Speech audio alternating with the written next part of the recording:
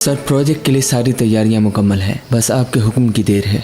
फिलहाल कुछ करने की जरूरत नहीं, अभी हम इंतजार करेंगे। बाबा, वकील आ गए हैं।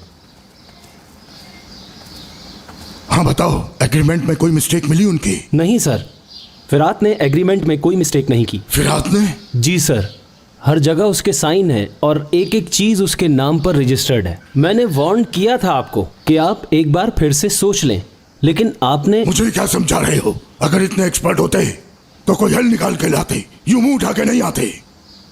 मुझे यहां खड़े होकर ना समझाते, उनको कोर्ट में घसीट लाते। अब मेरे सर पे खड़े होने के बजाय कोई कानूनी हल निकालो, जाके जाओ यहां से। Okay sir. बाबा रिलैक्स हो जाएं। नस्सू, तुमने शादुलों की जमीन पर कदम कैसे रखे? जान, आने दो उसे। बाबा,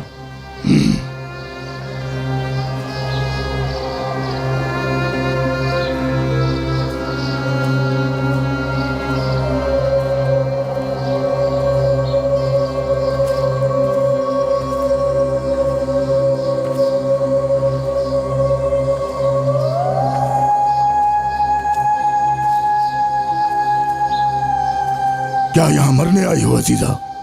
नहीं, मैं नहीं मरूंगी। मैं और तुम नहीं मरेंगे। देख लेना, मैं यहां कुछ कहने आई हूं तुमसे। तो कहो फिर। तुम चाह के भी उसे नहीं ले जा सके। अपनी बहू को भेजा, वो भी नहीं ले जा सकी। तुम्हारी इज्जत का जनाजा अब तक मेरे घर पर पड़ा है। अब किसी और को मत भेज देना नसू। जब तक मैं न चाहूं वो उस हवेली से नहीं निकल सकती। कुछ दिनों और मिदियात के लोगों को शादुलो वालों की बर्बादी देखने दो। नहीं नहीं, तुम यहां ये कहने बिल्कुल नहीं आई। दरअसल तुम मेरी खामोशी से डर रही हो और यहां ये जानने के लिए आई हो कि मेरा अगला कदम क्या है। हाँ बिल्कुल, तुम्हें डरना चाहिए। डर के रहो, क्योंकि मैं 27 साल इंतजार नहीं करूंगा। जान लो तुम, मैं वो हाल करूंगा तुम्हारा सारा मिदियात देखेगा, बल्कि मिदियात ही क्या सारी दुनिया देखेगी। हाँ, एक काम और करो, अपने घर जाके सब घर वालों को बता दो कि नसू शादुलो पागल हो गया है, उससे बच के रहें। सोए भी तो आंखें खोल के, क्योंकि कुछ भी हो सकता है। तुमने अपना वार करना था, कर लिया। वार करने का मेरा वक्त है अब। चलो अब यहां से दफा हो जाओ।